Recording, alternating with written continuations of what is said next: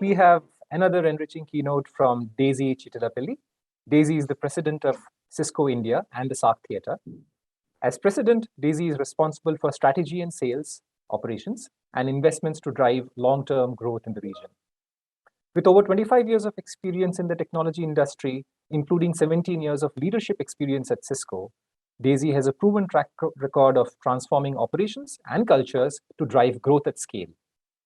She most recently held the position of Managing Director for CISCO's Digital Transformation Office, where she worked with customers to capitalize on opportunities emerging in the digital world. In addition, as the leader of software and services sales, she worked with partners to accelerate CISCO's transition towards software and subscription-based offerings. Daisy serves on the Executive Council for NASSCOM and as the co-chair on the FICCI National Committee for Artificial Intelligence and Digital Transformation. She is a governing body member of Oxford University and an advisory board member of the non-profit organization Dragonflies Everywhere. Daisy is a BTech from the College of Engineering, Trivandrum, and holds a postgraduate certificate in General Management from XLRI, Jamshedpur. She is passionate about empowering youth to join the technology space and mentoring startups to innovate technology solutions for the most urgent social challenges. With that, I hand over to Daisy. Thank you very much, Arpan, for that very generous introduction, and a very good morning to all of you. To begin with, I'd like to thank the VLSI team for inviting me and for hosting this event. I'm, of course, very excited to be here and to share with you how we see India's future taking shape and the role that technology will play in it. You know, it just seems like a lifetime ago, but it was only till 2 years back. Digitization was a lot of conversation, but certainly a perfunctory conversation in India and many countries like India. We knew technology was important, but we'd also become quite complacent with how we had always lived, worked, and done business. And then the pandemic happened, and it essentially rendered most traditional systems redundant. And suddenly, technology became the safest port in the proverbial storm. Now everyone, individuals, businesses, governments have experienced the incredible and prolific possibilities of technology, and with adoption pushed forward by several years during the pandemic, India's transformation into a leading knowledge economy is well on the way. And I believe a lot of it will be driven by or centered around Industry 4.0, because it's the only way to make India's manufacturing industry more efficient and competitive and guarantee India's place in the next normal as a manufacturing leader. We know that any country looking to gain an upper hand in the global economy must focus on turning manufacturing into one of its biggest assets, if not the biggest asset. And the advancements that Industry 4.0 can trigger is very critical to making this happen. And before I delve into this, I'd like to zoom out a bit and talk about how the world is changing and what it means for business. Essentially, the world as we knew it is disappearing. Emerging trends are upending established orders. And while this can be very chaotic, it's also incredibly transformative, creating a once-in-a-lifetime opportunity to do better things and to do things better. For instance, work has changed forever. I mean, look at how we are doing this event itself, right? Becoming increasingly hybrid as employees are demanding more choice and flexibilities, and leaders start looking beyond geographies to hire more diverse talent. Some rudimentary jobs are being replaced or enhanced by automation. For example, robo-baristas serving coffee, customer service being done by AI bots, and so on. And others are becoming more globally dispersed. The gig economy is growing. There's a potential to create 90 million jobs, which is almost 12.5%, almost 1.25% of India's GDP.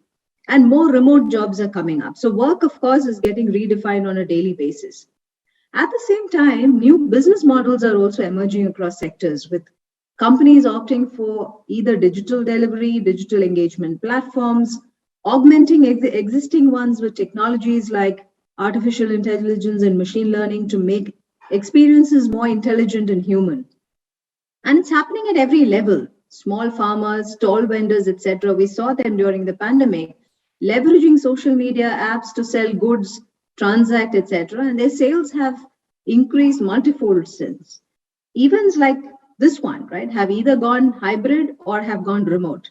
So all of these digital models are accompanied by a rising wave of automation also. And it's not just in the factory. Of course, I chose these pictures you're seeing today on the screen to showcase the levels at which processes are getting automated, from the biggest factory to your local coffee shop. This picture may look like massive exaggeration today, but is likely to become reality sooner than we expected to. In fact, by 2025, the World Economic Forum believes that machines will do more work than humans. Now take a pause and think about that for a minute. Machines will do more work than humans. That said, the biggest beneficiary of automation is still our industries, right? Because even as global supply chains start to stabilize, as the pandemic ebbs, deglobalization continues to remain in play. And this is a massive boost for India's small businesses and startups alike, since the call for local and accelerated innovation has never been louder. And of course, India's startups are answering the call in a very big way too, with 42 unicorns who were born just in the past year alone. Startups are also recording, investment at levels that we have never seen. 3.5 billion in January of this year. And for SMBs, localized supply chains means a chance to reach more customers directly and becoming more profitable. So all of these trends spell great change for the better. The biggest one, maybe that we need, I of course feel a need to call out today morning, is a growing consciousness among individuals and businesses alike. Business isn't just about the business anymore. Today, leaders are questioning why their companies exist and the purpose they serve. And they're very mindful of the impact of their business on every stakeholder. Employees, of course, partners, of course, customers, of course, and two more now, the communities and the planet. In other words, stakeholder capitalism is becoming just as critical for businesses as any other traditional parameter. And there is no time to lose. Leaders have to act now if we have to create more resilient, agile, and responsible businesses in what is, of course, becoming an increasingly competitive environment. Next slide, please. So the world we know is disappearing very fast, and we have to take action because a winner-takes-all future is taking hold where one or two companies at the very top gain and sustain majority share.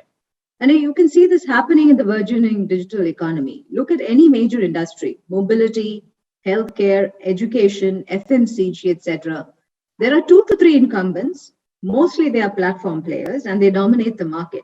McKinsey says that 95% of economic profit is earned by the top 20% of companies. So in this winner-takes-all paradigm, how well and how fast businesses evolve will determine who gets the lion's share.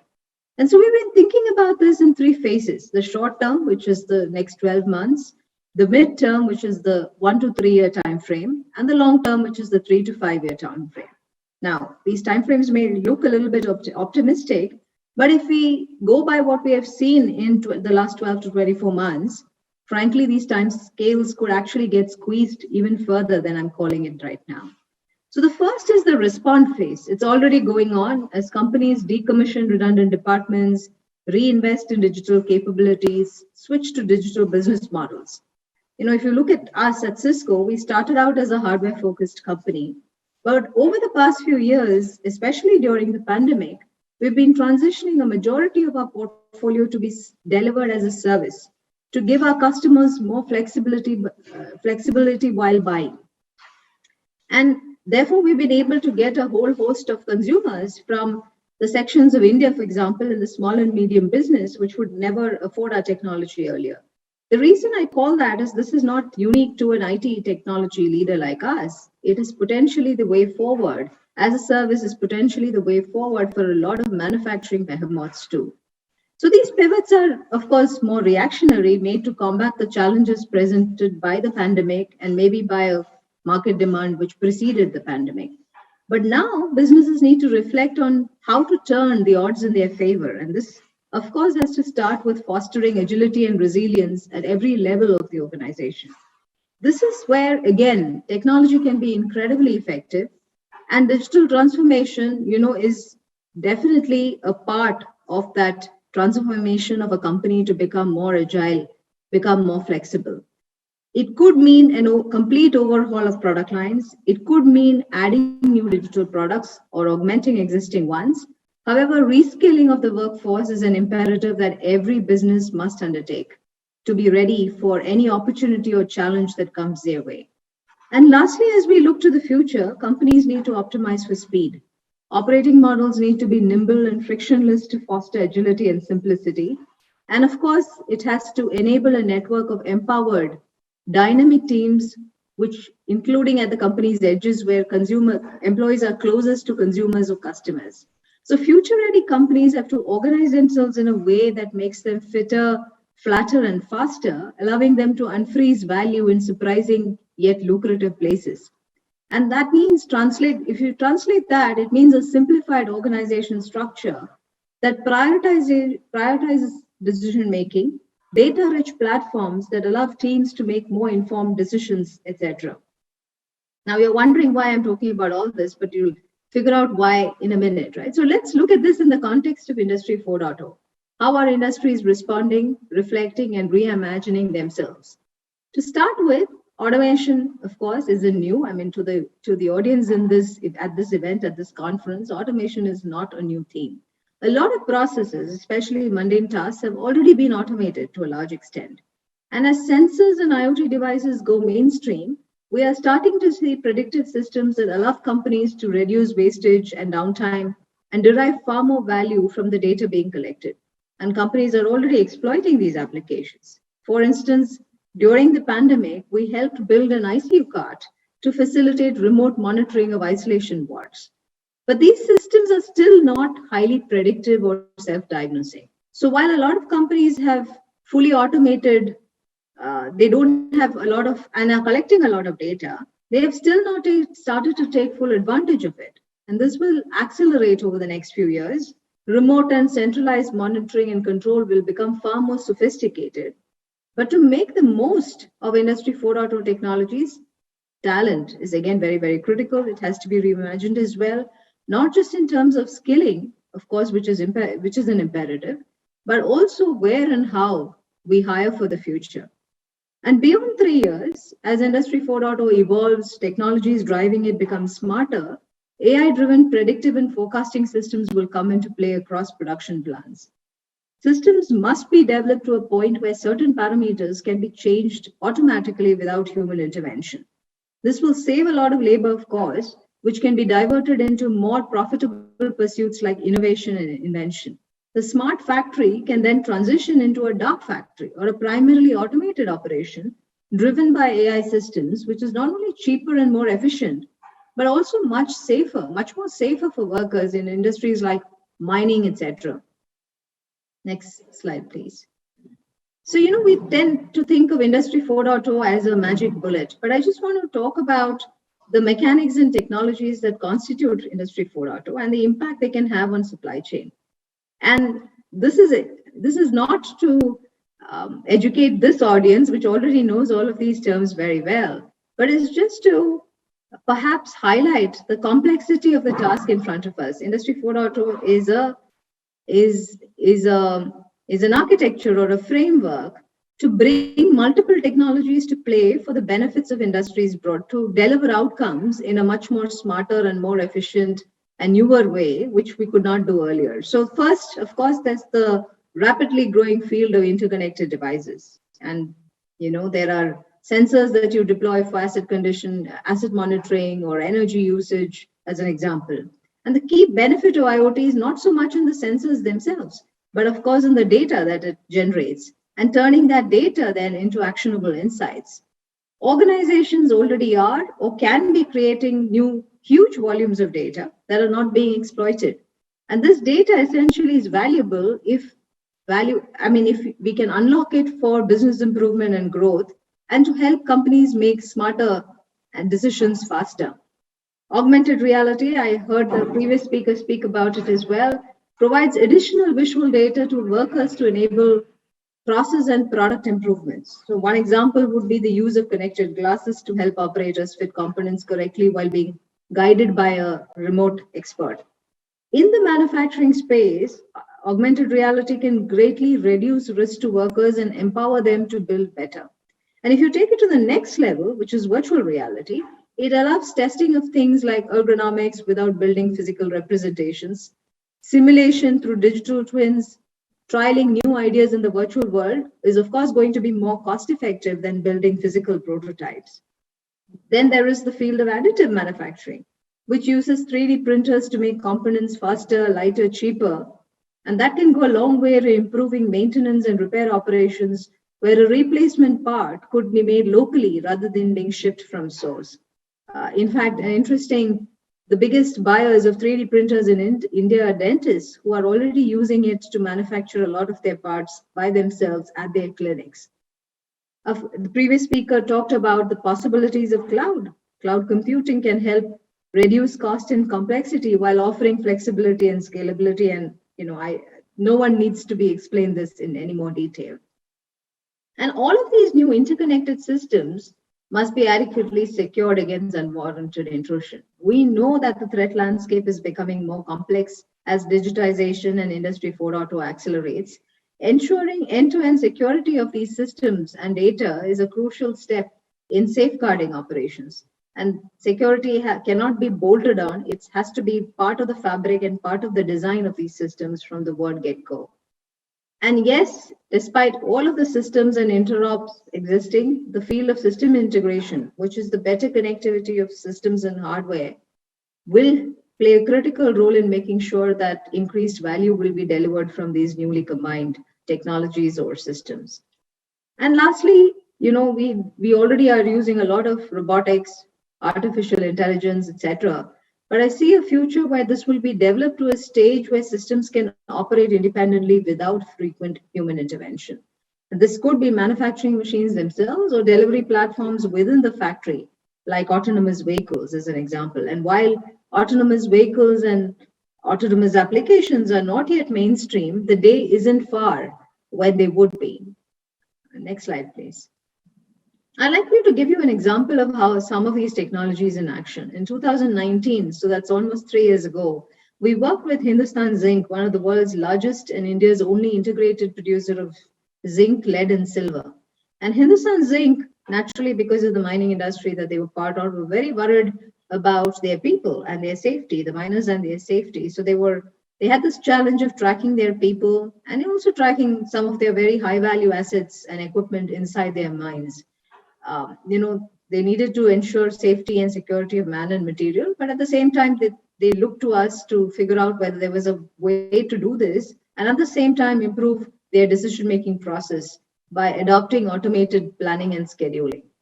So due to the right level of consulting, I think trust, and I say trust because this was one of the earliest implementations of this kind in the country, and of course, strong implementation capabilities, not just Cisco, but a bunch of our ecosystem partners as well.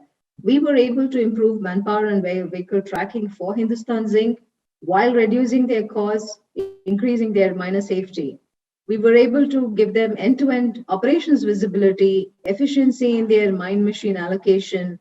We are doing real-time fleet monitoring and management, and we are also doing ore and material tracking. So many of the foundational elements, you can start out with one outcome in mind, but you can end up delivering many other equally important and interesting outcomes as a result of deploying the same foundational technologies in the right combination. Next slide, please.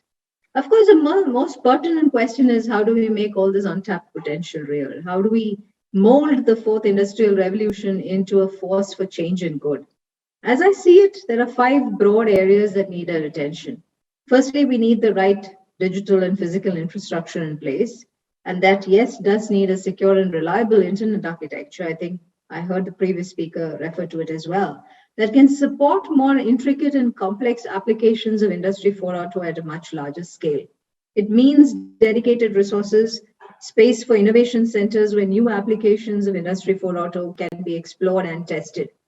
And all of this can happen only if there is a conducive policy framework that encourages investments and innovation and makes it easy for businesses to experiment with solutions and use cases.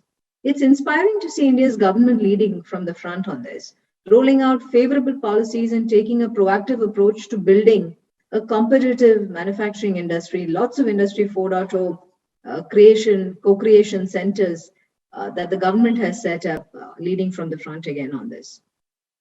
I talked about skilling. Industry 4.0 without the right people to wield and develop it will remain in its rudimentary phase. A skilled workforce will allow organizations to gain major ground in exploring more varied use cases. And this is where perhaps India as a country and many other countries will face their biggest challenge.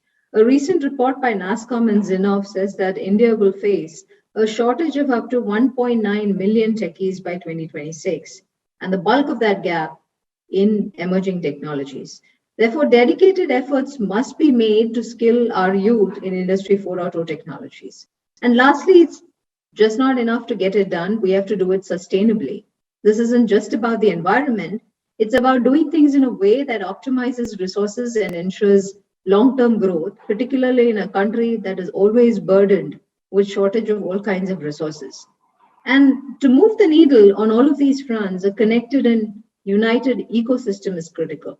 Everyone, individuals, businesses, tech companies, organizations like VLSI, government agencies, etc., all have to assume their responsibility and play their part. We must remember that value is created through associations, where we share learnings, successes, and failures, but also resources to benefit both the businesses as well as the communities that they serve. Next slide, please. We've talked about the how, and I just want to spend a minute on addressing the why of Industry 4.0. Why is it critical for India to leapfrog at this point in time? I touched upon this a little earlier. Manufacturing is our ace in the hole. It can be the biggest driver of the 5 trillion economic vision that India has. However, we need to make major efforts to boost its contribution to GDP. In India, manufacturing contribution to GDP has stagnated in the 14 to 16% range. If you look at this map, two clear groups emerge, not just in terms of geography, South Asia and East Asia, but in terms of how much their manufacturing industries contribute to GDP. The circles in pink are all above 16%, and of course, China is a leader, getting over a quarter of their GDP from manufacturing. In contrast, not only is South Asia lagging as a region, but India is one of the lowest within this group as well. It's ironic because if you look at our overall GDP, it is expected to grow at a higher rate than any other country. A recent report by Global Data suggests that India's manufacturing GDP is forecasted to remain below that of Asian nations over the next few years till 2026. So the forecast for us is a bit gloomy, frankly, and this is where Industry 4.0 can help us flip the script. Industry 4.0 can enhance every touch point of industrial production, including last mile delivery. For the latter, which is the related industry of logistics, digital technologies can help make the industry more efficient and sustainable. Currently, India, logistics cost is 14% of the GDP. And this is technically logistics cost is the higher your logistics cost, the less efficient and competitive we are as a country. And you compare that 14% to the 8 to 10% of developed nations, and you know where the problem is. So we need to bring this cost down considerably. And one example of what we've been doing at CISCO is working with some of the country's largest ports to enhance their operations through AI, machine learning, and IoT. And while some of these projects are in nascent stages, they're already seeing reduced costs and greater efficiencies due to mechanized operations.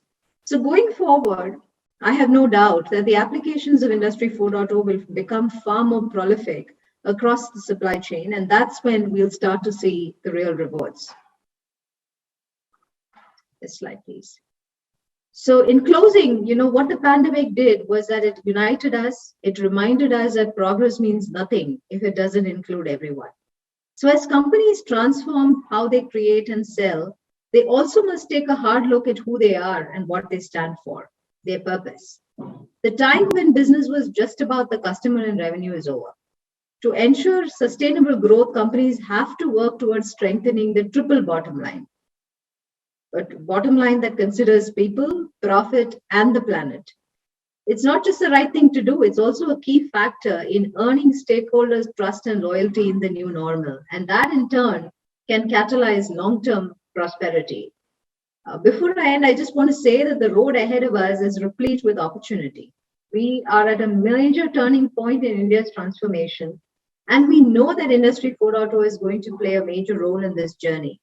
So as we endeavor to bring new possibilities of technology to life, we must balance progress with purpose and ensure that our growth is inclusive and sustainable for everyone. Thank you for your time and attention this morning. Thank you, Daisy. Thank you for clearly calling out the challenges and opportunities for digital transformation. Request to the audience, if you have any questions to ask, please type them in the chat box and I'll pick them up. I have a couple of questions to you, Daisy, of my own as I was listening through your talk. So for us who are in cities like Bangalore and Delhi and Hyderabad, we have a lot of opportunities to know the scope for technology innovation. So the question to you is that what is the industry, the academia, or the administration doing or should be doing to make the same opportunities for technological innovation available to the vast majority of Indian youth who are not in tier 1, tier 2 cities? So let me give you a few examples, Arpan, and I'm very proud of our association with some of the efforts that the government of India is taking in this space. So at the university level, we have a program, and I'm just giving you CISCO examples of association, and that will help answer the question, I hope. We have a program called Thinkubator. Thinkubator is think of it as a maker space that we have with universities and academic institutions in India. It's a maker space program, so to say, focusing only on IoT. So that is one lever, and I know that the government of India has put out a call for more companies to participate in efforts like this. We have our own, at CISCO, we have a networking academy. It's called Networking Academy. I think we've outgrown that name, but it's known as NetAcad. And NetAcad is a skilling program. It is accredited by the government of India again, the Ministry of Skill Development. It's an accredited program. One of the fields, it of course has a number of technologies that it focuses on to skill. It's a pro bono skilling program again. And IoT is one of the technologies. Cyber is another, of course. Networking technologies and data center technologies are also available. To date, we have skilled about 9 lakh students. Out of that, 3 lakh students only in the period of the pandemic. Actually, now as we speak, I think we've crossed 10, but about 4 lakh pluses during the period of the pandemic. The good news about the Networking Academy program, we run it in India. We also run it in Sri Lanka, Bangladesh. The employability for people who get certified from the program is 95% in India and 100 in Sri Lanka and Bangladesh. So that's another way of doing it. The third piece is we have a fund called the country, which we bring to countries like India to test ideas, to put out pilots in areas where new ideas using technology, right? Making technology solve problems at scale, which have not been tested perhaps at scale in India or elsewhere in the world. And the port mechanization program that we did with the Indian Port Trust, which happens to be the biggest public sector port in the country, is actually one other way of doing it. So you do live pilots, think of them as live pilots, or the work we did with the Kerala government in agriculture, again using IoT, that is, to solve for the problem of increasing crop productivity and doubling farmer income. So you do live pilots, you do skilling, you do maker spaces, and the government has the appetite to encourage companies who want to participate in any of these ways. Thank you, Daisy. I think we have time for one last question. The question is, do you see the need for India to upgrade its education systems and policies at a primary and a secondary level to kind of inculcate that culture of bottom-up digital transformation? I think so. I mean, not I think so, I know so. I mean, we talk about literacy, but we're talking about a completely different field of education called digital literacy now, right? And that just because one is literate doesn't mean that one is digitally literate. So the good news is the next generation, the younger generations are already growing up exposed. I have no shame in saying this. When I went to engineering college, the computers were beautifully locked inside a lab and only opened and closed. You had to have special permission and special hours to access these resources. The good news is it is, at least in the cities, and it is a far more available. I mean, it's democratized. Can we do a lot more? Yes, we can. The question, and it's a good call out, Arpan, because frankly, if we are not careful about, we in the country still, and I come from Kerala, where digital literacy was driven as a social program across all ages and demographics. And frankly, digital literacy has to be done the same way, because otherwise we would find a world where the divide digital divide could be a very real possibility for India. So if we don't take the urban masses who have access to all of this technology, and if we don't provide that same level of access for the rural and the haves and the have-nots, the divide can be a lot wider if we are not careful about how we manage digital literacy programs. The good news is, again, the government knows programs like BharatNet are specifically intended to provide internet access to the masses in India across, irrespective of where they live and stay, access to opportunities by way of doing that, access to services and economic empowerment by doing that. That's why you have, UPI and other such brilliant things set up to drive financial inclusion. So there is that recognition, and I think it's a very important thing for companies to recognize also, because we have a responsibility not just to, like I said, do business for ourselves, but also to positively impact the communities that we are a part of. And think about this too. Thank you, Daisy. Thanks a lot. That's very heartening to hear. And thank you for being with us today. Really appreciate your time. Thank you. Thanks a lot. Thank you, Arpan, for having me.